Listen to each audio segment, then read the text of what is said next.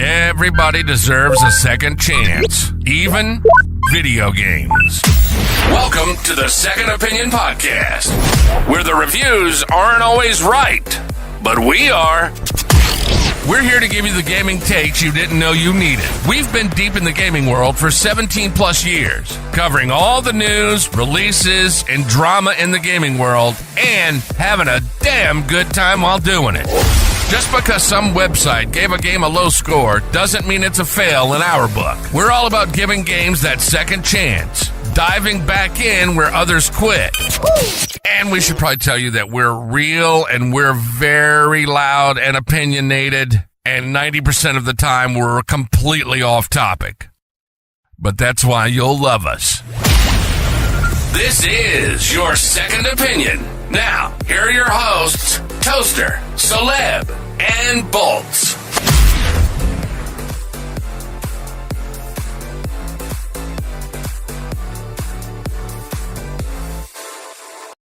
Hey, what's up, guys? Welcome back to another episode of the Second Opinion Podcast. I am joined by my... I'm sorry, hold up. I forgot. I gotta announce them different. I'm joined by the Cinelinx resident special correspondent, Toaster McGee. How is it out there, Toaster? It's the world. It's a little crazy. So yeah, we're back. I know we weren't here last week, but we are back. Shout outs to Bolts. I'm so sorry. I totally forgot to add you into the group chat whenever me and Toaster were talking about the show. So forgive me, but Bolts is usually here with us. But we are live. It's my connection. That's what it is. It is definitely my connection. So we are live, back again for another great episode of the podcast, here to talk about some of the latest and greatest geek news, movie news, and gaming news. So let's go ahead and dive down into something great. And when I talk about something great, I'm talking about what have we been gaming. So Toaster, what have you been gaming over there, buddy? Couple of things. A little right. bit of the Borderlands. That's the end of the show today. A little bit of the Borderlands 4, which I'm having a blast with. Also, it pairs wonderfully with Radio Pitchford's current meltdown on Twitter. Zitter, chitter, whatever the fuck you want to call it. Definitely. We'll probably get into that. And also, I have re-picked up Indiana Jones and the Great Circle. For the DLC? Actually, just to finish it, because I started playing it, and then I just gamer ADD kicked in, and I started playing some other stuff, and it's just very satisfying to be punching Nazis in 1930 something Giza. It should always be. It's awesome because I mean it literally plays like you're literally Indiana Jones. It's like watching an Indiana Jones movie, except you're controlling Indiana Jones. And I mean, anytime this game comes up, I'm going to shout out to Troy Baker because, again, holy shit, man! I tell you, I mean, we all joked about it when the trailer first dropped, and we were like, "There's no fucking way they got Harrison Ford to voice Indy," and then it's like Troy Baker's like, "Haha, it's me, motherfuckers!" and I'm listening, and you now know it's not Harrison Ford, and I'm still struggling to find any difference in his performance and Harrison's true voice. Like it's crazy how well he mimicked the cadence, the intonation. He did a stellar job. I mean, it was unbelievable. Also, I've been rocking some Shinobi, The Art of Vengeance, because that game is just fun. And if somebody is paying attention, who I don't know who the fuck owns the Castlevania license at this point, But if you could, do a remake, a Symphony of the Night in that art style, people probably be pretty happy with you. I think it would be I think we would be remiss to not say that it would be a fantastic experience. It would be. Yeah, no, I feel like we would be. I think the world is being done a disservice by this not being done. But it's not. We need it now. Yes. Okay. Right now. Now. Yeah, that's pretty much it. I mean, Borderlands 4. It's been a blast. It feels a little Destiny-ish, a little bit. Yeah. With the new phase-in synthetic robots, and then they got the flying lizard guys, and you're like, "Hey, I remember you. What are you doing here?" But yeah, so that's what I've been gaming. Okay. I've been playing a lot, honestly. There's still a couple of games. Do what? I've seen your post with the reviews. Hey, bro, back to back to back. I've been playing a lot. There's still some games that I can't talk about as of yet, but I just recently posted a million reviews. Not really a million, but let's go. It's easier for me to look at the list in this sense. Okay, so Demon Slayer, the Hinokumi Chronicles 2, finally got that posted up. Mafia: The Old Country, I've been playing that. Still playing a lot and really enjoying my time playing back through it. Lego Voyagers is listen, I'm going to tell you right now, Toaster, I got to see if I could find this video of my boy, little Dante. It's the most adorable introduction to one of my reviews that I've ever done. And I feel the necessary need to share it with everyone because I'm proud of my son. Okay. He is amazing and he is a sweet little angel. All right. Let me see. Full screen. All right. Y'all listen up to this. I mean, how adorable. Oh, no, I fell. It's me and my daddy, Soleb. Okay. He said my daddy, Soleb. And we're going. Oh, wait a second. Okay, are you ready? Get right there. Get that power. We need that power for And of course, 6 minutes in. Wait a second. Because I'm just an emotional guy now. Solab from now on. The simplicity of this game also adds to the majestic beauty of this game.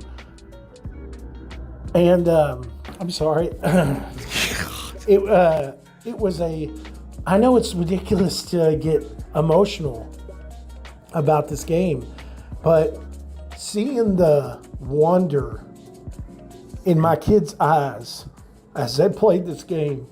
Embarrassing. It was. How dare you cry? God, man. Lego is going to call you. Hey. Your kid to come be the Lego spokespeople. Oh, God. Dante would be like, yes, no question. It's already done. We're already on our way. But yeah, dude, it's been crazy because, I did, like I said, I got that done. I got Lego Voyagers done. I just posted Sonic Racing Cross World up today, which is the best racing title that Sega has ever made. It is very fun, and they really kind of come to true understandings of what they were really pushing with this game, and it was making a racing experience enjoyable for everybody, no matter how you played, or who you wanted to play with. It was fantastic. I really was just kind of shocked by how good the game was. But as I said, my Dying Like the Beast review is coming tomorrow. And there's a few other games that were just offered. that were kind of tied in with Summer Game Fest, and I'll be reviewing those soon too. So, and big shout outs to my uncle. Okay, can you? I'm not getting choppy, am I? You did for a little bit. You're good now. See what the fuck is going on? Don't worry about it. This is roll. Big shout out to my uncle, who we joked with recently about having another trip and spending time together. And he was like, I'm coming to Austin for Thanksgiving. And I was like, okay. So what does this mean? He was like, it would be great if we see each other. And then boom, out of nowhere, it turns to we're going to San Antonio for Thanksgiving this year. And we're staying with him at this this really nice, place. And it's just amazing. He's such an unbelievable person to give us these opportunities to spend time with him the way we do. So maybe it's my fucking I don't know. I think is it Facebook? Because I'm still, I know this is in the middle of the show, but I'm still hearing. Hold on. Hello. What the fuck? Do you have a USB headset or something you can use? I have that.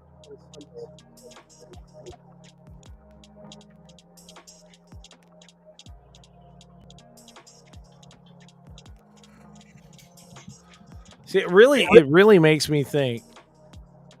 So I came in here earlier and things were strewed all across my desk. And I was kind of looking around what the fuck happened? And then I holler at Dante and he's I haven't done anything. I'm like, why is my desk a mess?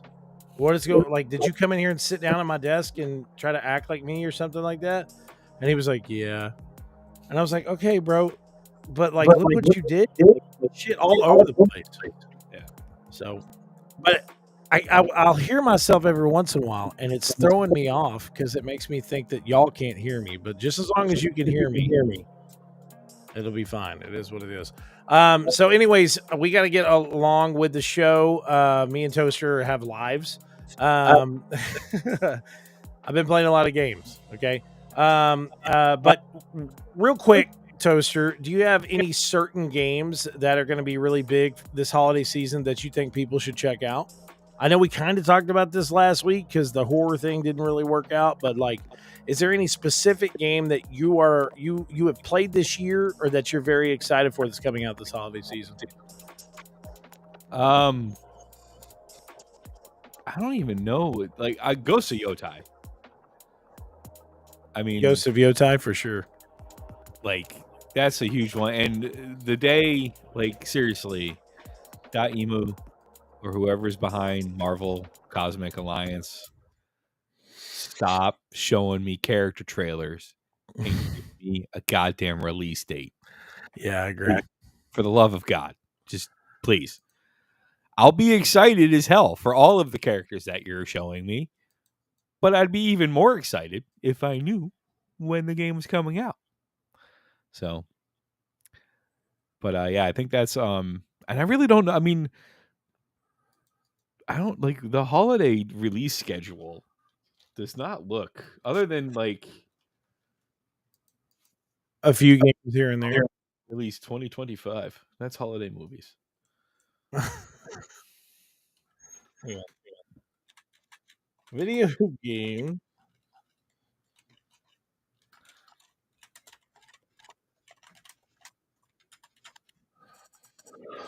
I mean, you got Destiny 2 Renegades, which is Bungie's feeble attempt at trying. I don't know what they did with Edge of Fate. It feels weird. And now they're trying to bring and it's going to work because it's fucking Star Wars. So I'm probably going to be like, well, I'm going to check this out. This is Star Wars. And I mean, they got me the same time when they released the Mass Effect stuff. Like I am totally 100% cruising around the galaxy in the Destiny universe in the whatchamacallit, the Normandy. Yeah. You know, I even tried to make my hunter look like an N7 android because I got like the 7 logo on because I did a the robot race, whatever they are in that game. Yeah. But yeah, I mean, there's not like Football Manager 2 or 2026, Metroid Prime Beyond, but I don't have a Switch 2. I mean, it's just it seems quiet, this holiday game release schedule. Really? Can you hear me? Yeah, I said, really? I mean, for the holidays, yeah. Like usually there's like some really big,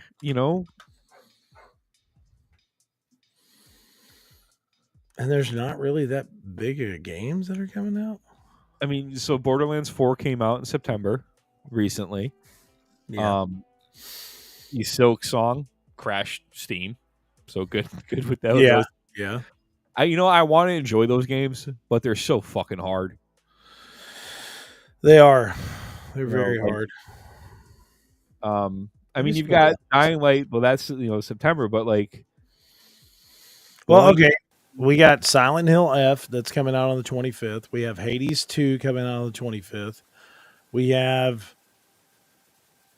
I know for some reason you're probably not going to be down to play this game, but Lego Party is going to be one of the best games to release this holiday season. I'm just telling you now. You can ask Katie; it's amazing.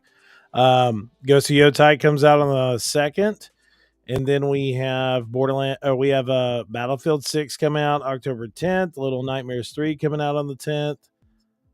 Ninja Gaiden 4 comes out on the 21st. Outer Worlds 2 comes out on the 29th.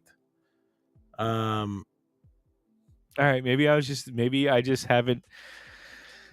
Oh, it's you're too giving many me that- games. You gave me the Thor face.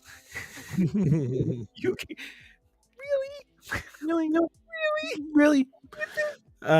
Or the John Cena rip through the paper to where he's like, "Are you sure about that?" Yeah, and I agree. Metroid Prime 4 in December is going to be a really big hit for Nintendo. Yeah, I can't wait to see how it melts the original Switch because apparently it's being released for the Switch One. We'll see. But we're going to go ahead and move on from this and talk about some show notes and kind of what we're expecting for certain things. I'm not really going to be showing a lot of videos today because me and Toaster are about to hit it into fucking overdrive right now. Okay. So PlayStation has officially announced a new state of play as of this week. So this state of play is going to be roughly around 35 minutes long, and will showcase updates and reveals. So they just recently, of course, had their dedicated IO Interactive 007 First Light showcase, which I thought was pretty fantastic. If you're not excited for 007, I don't know. I don't know what to really tell you. It's going to be a fantastic game. It's going to be really, really beautiful graphics. And a lot of people, I've seen some people kind of being a little negative about it, saying that they feel like it's just going to be a Hitman kind of rehash. But I don't feel like that's going to be the case. What about you? A lot of people that I think the general consensus after the first reveal of it, and I think I was reading an article. I can't remember who it was from, but they got like the hands-off demo of it, and they said that it's not a Hitman game. Like you're right, I mean, I feel that's a really unfair comparison because basically the idea of the Hitman character comes from Pond. Yeah. So I mean, they're similar. I think that's a lazy man's comparison. Yeah, I agree because it's literally. I mean, that's like if I were to say, if I were to say Sega just copied Mario Kart, you said Callisto Protocol. Watch your mouth. No, but I feel like some of the stuff they're going to show off is going to be maybe cool. But I don't think there's anything that's specific that they're talking about showcasing that's going to be like everyone, everybody's minds are already flipping out, especially since it starts at 2:00 tomorrow afternoon, Pacific time, but it starts at 2. How do you prep for that if you're one of these studios? There's like, oh, by the way, tomorrow.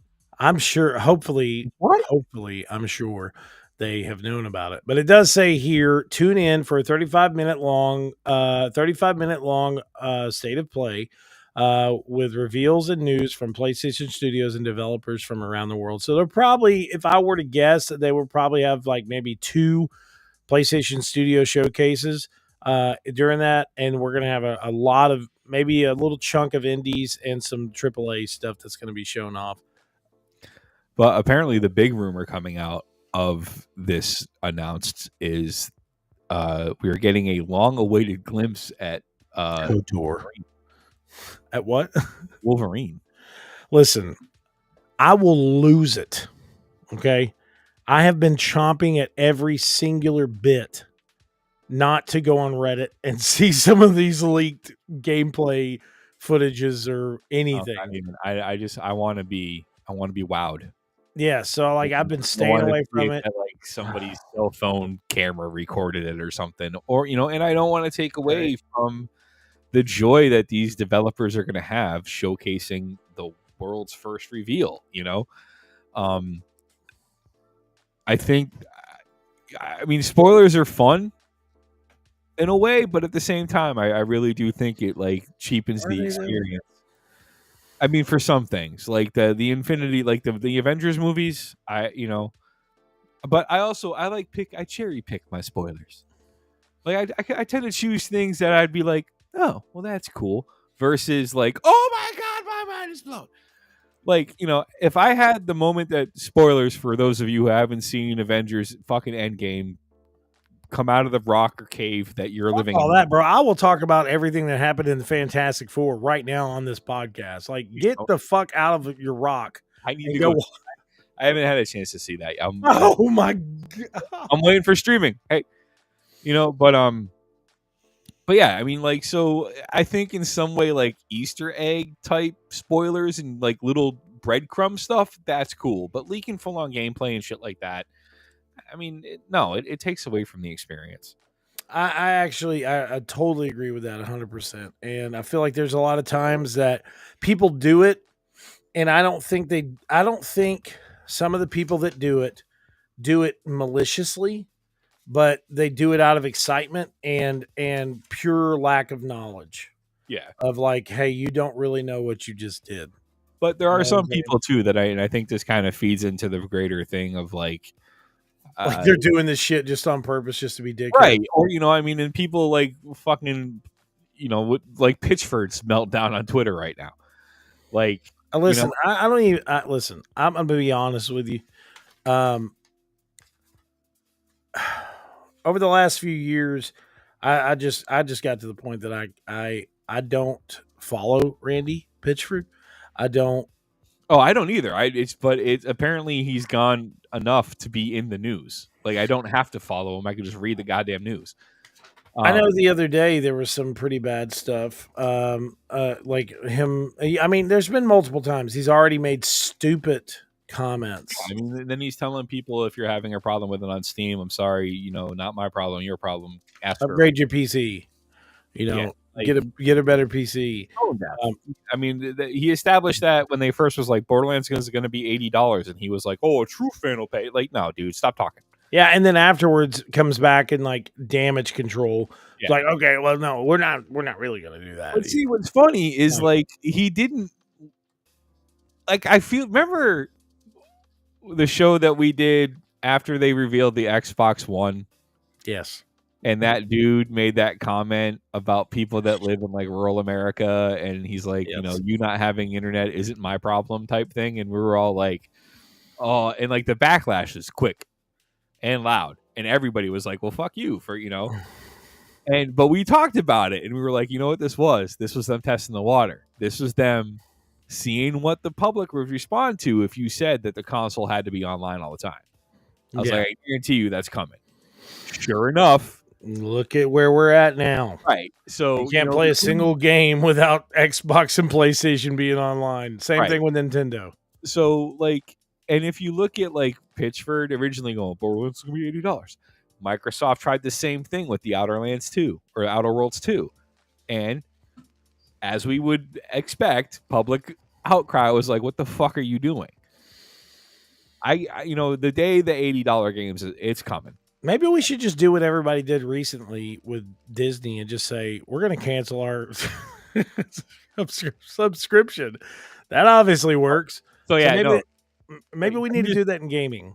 Can we just point out, that they cancel, they suspend Jimmy Kimmel? Watch your mouth. Hey, nope. Yeah, Watch your mouth.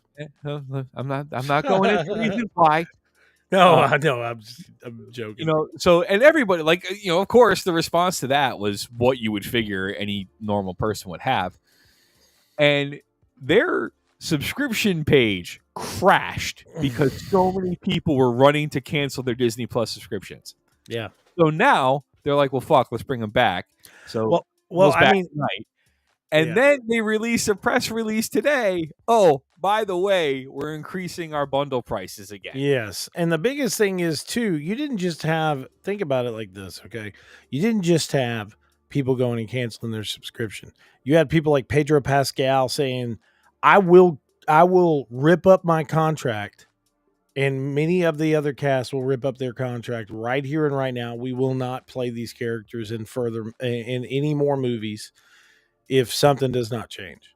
There's tons of other people that were saying this is ridiculous. So say what you will. We're not trying to get political here. I wouldn't like it. Capitalism is bad.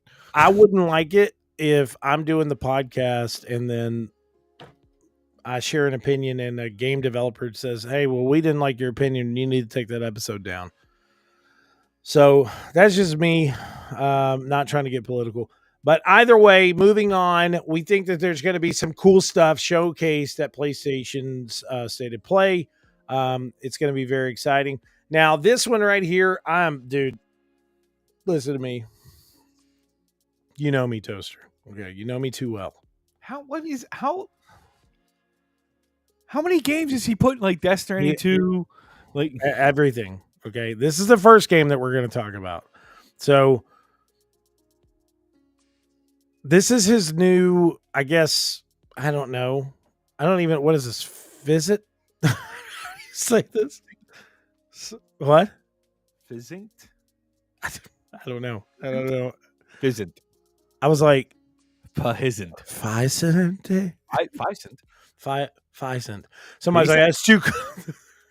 Somebody where I live, they're like, it's too close to Pfizer. All right. Watch your fucking mouth. I'm like, give me a break. All right. If this game gives you an erection longer than 4 hours, call your local physician. I can call your local visit. Oh man. So it says, here comes the feeling. And we have this silhouette of a character. This is being made by 3 Lateral. It works with PlayStation and Kojima Productions. I don't know what those 3 S's are right there as a logo.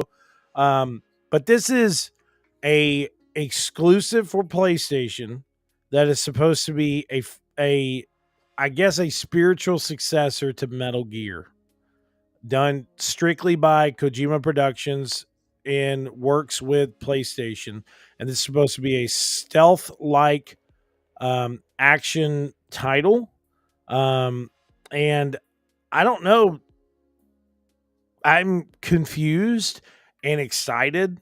I remember when they showcased this the first time, I was like, yeah. Kojima game.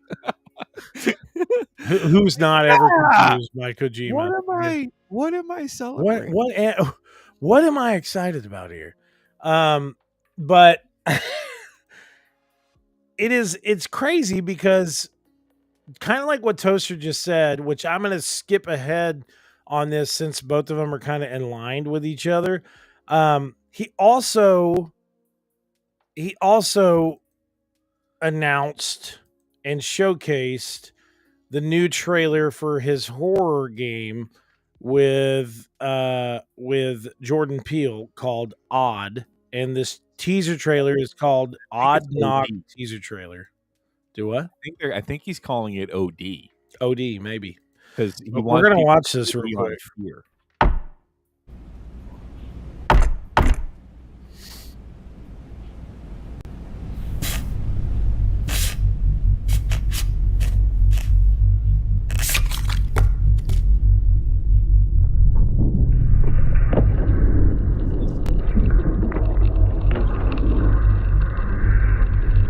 When you have to run that.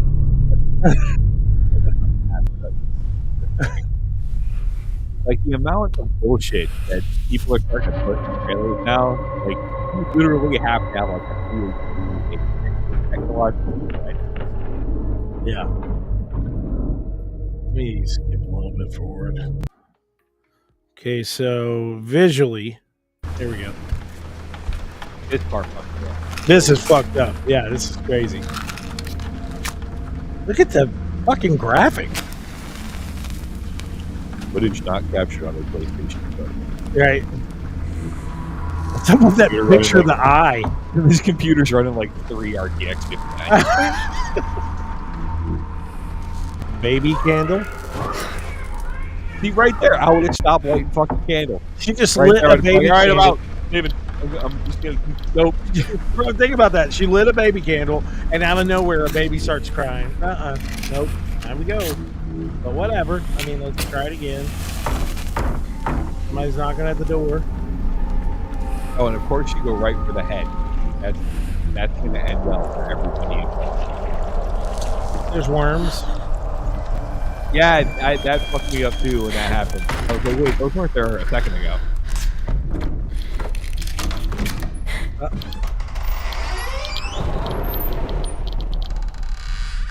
Look at that. Bro, I got goosebumps. Yeah, that's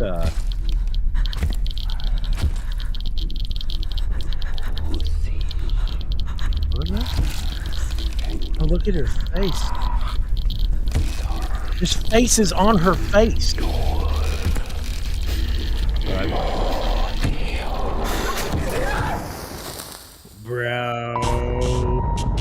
Bro. Fuck that. Okay. Significantly. Fuck that. gonna have another Jesus. situation where I put my foot through a display, like I did the first time I played Outlast. Did that actually happen? Yeah, You put your foot through a display. we went to Boston Fig Uh-huh. at MIT, Yeah. and I was playing. They had Outlast there, and they had like a little like thing set up, and Yeah. it was like a chair, and I had headphones on and stuff, and I'm playing, and like with horror games or any type of game where I'm exploring dark, I tend to kind of crank the gamma a little so I can see. Yeah. But you can't do that in Outlast. It doesn't matter. If you're in a dark room, it's fucking dark. And like the only way you can see is to lift up your cell phone and use your fucking cell phone's camera. And I didn't realize that I was standing directly in front of a cell when one of the PR people were like, "Oh, well, if you're lost, just pull up your cell phone camera and like you can use that flashlight, or you can use the." So I pulled it up, and this dude jumped and my foot went right through the cabinet that they had the TV sitting on. Yeah, like Oh, sure. yeah, it was, and like the lady was like, Jesus. "Yes," and I was like, "What?" Oh, and she's like, "Oh my god, that was beautiful," and I'm like, "You did it on purpose?" She's like, "Yeah." I was like, "Fuck you." You're like, thanks. I really appreciate that. Give me anxiety for the rest of the fucking night. I mean, OD looks great, but so did PT. Shut.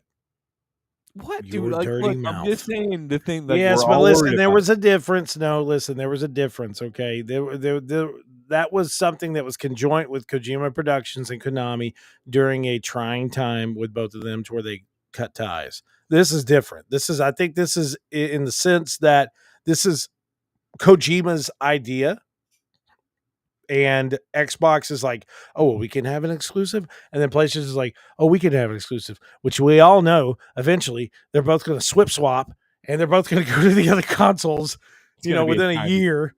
But I'm excited. Okay. So OD Knock is a first person horror title made by Kojima Productions. So just think about that. He's not only making a first person horror title, he's not only making and like helping produce Death Stranding Mosquitoes. He's not only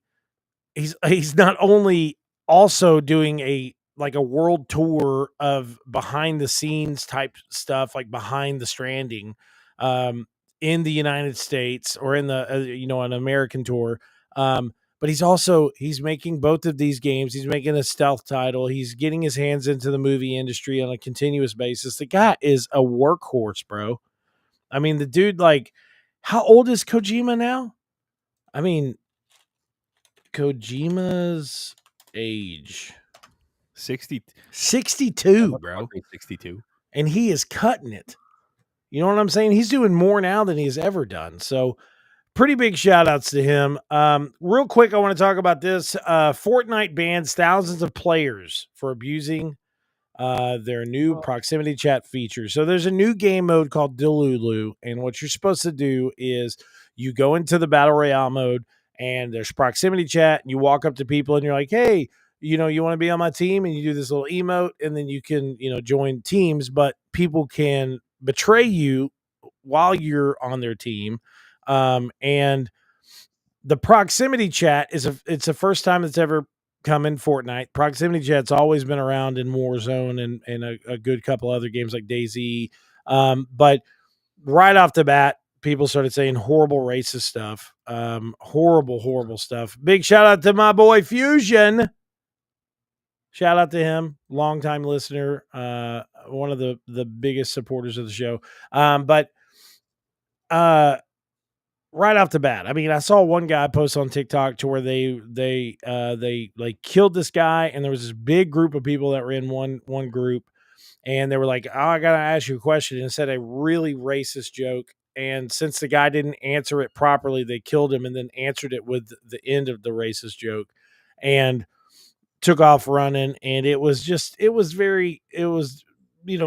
disheartening to see that happen in Fortnite. There's kids and all kinds of stuff playing that game, and I hate to say this because, like, I saw you had the article in the show notes, and I was like, what is this proximity? And then, like, the minute I started reading it, and then I hit the paragraph about the like male players actively hunting female players once they heard like a woman's voice on a girl's voice on and it's just like, man, I really wish I didn't see where this was going when I first started reading. I was hoping for some new oddness, not the same tired shit. Yeah. I mean, sorry. Why are you surprised? I'm not. I'm disappointed. Listen, this happens in Call of Duty all the time. Anytime a female's voice comes on into a chat, everybody's like, whoa. You female? I'm like, guys, come on, dude. Lastly, and like I said, this is a short show. So lastly, Avatar, Frontiers of Pandora's new story expansion arrives the same day as the third film. So this is really big for sure for Jordan and Dustin, who are really big fans of this game. But it has been announced that the new DLC is based around the From the Ashes movie that is coming out later this year. And it will be a free, it says, From the Ashes will arrive shortly after a free December 5th update that will add a third-person mode to the game and new Game Plus mode to Avatar Frontiers of Pandora. In the meantime, you can read the review, blah, blah, blah. Big shout out to Game Informer, who we are copying this story from. But it says, with From the Ash, we wanted to push the boundaries of what players can experience in Pandora.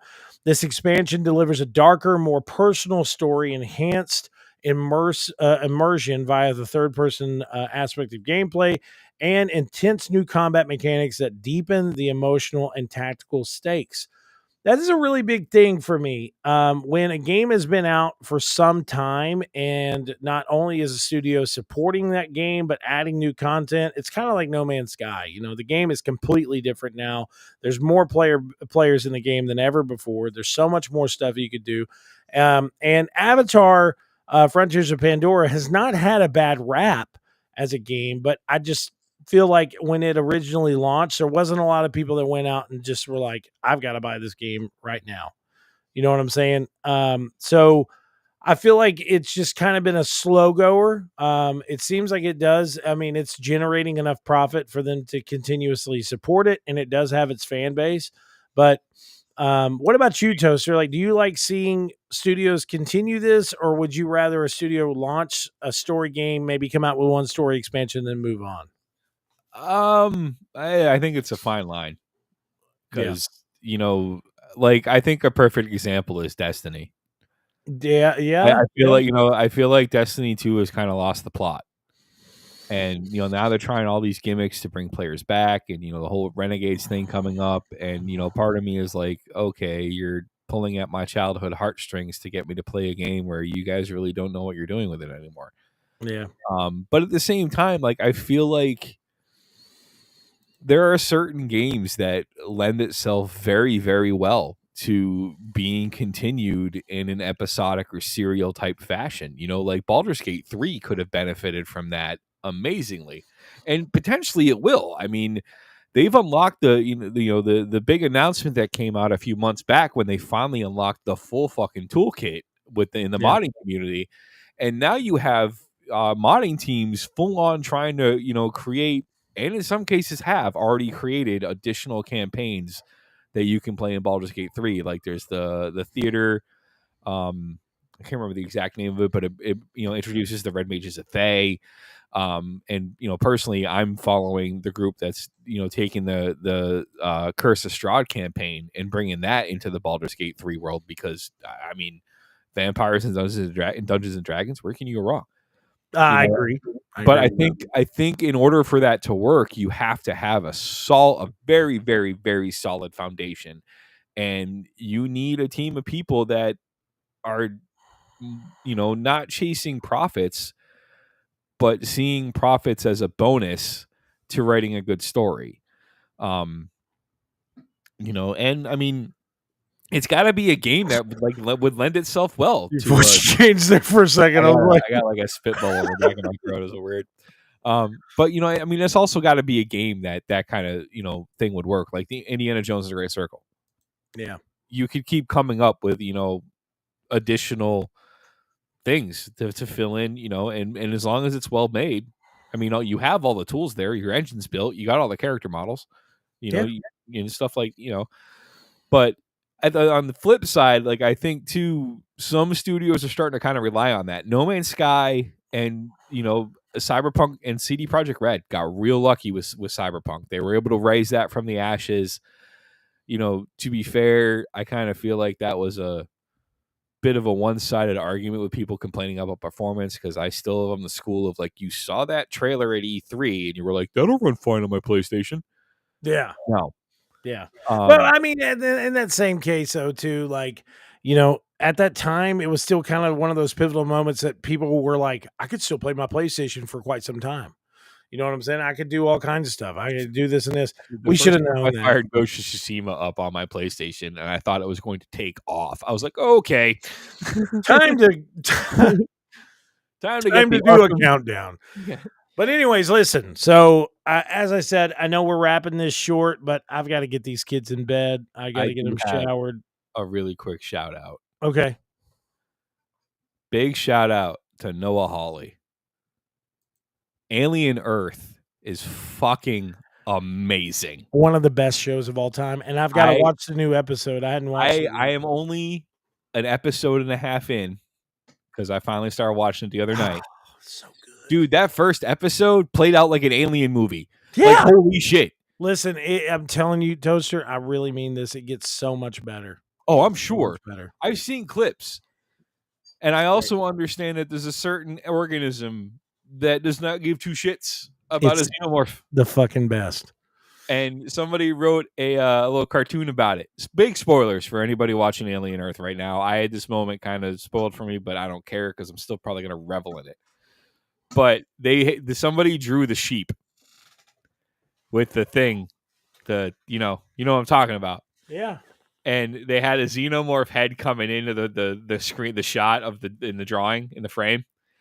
And one of the tentacles was coming out of the eye socket. It was going like this to the xenomorph. Yeah. Like, I can't wait to get further into that, because to hear something that is, it's not big from what I've seen.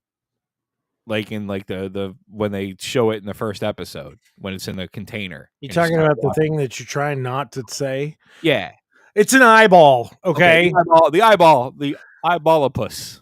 Yes, Octopi. It's not big, but it is one of my favorite characters. And apparently, it's like literally tried to call a xenomorph to come to it. Like, who does that?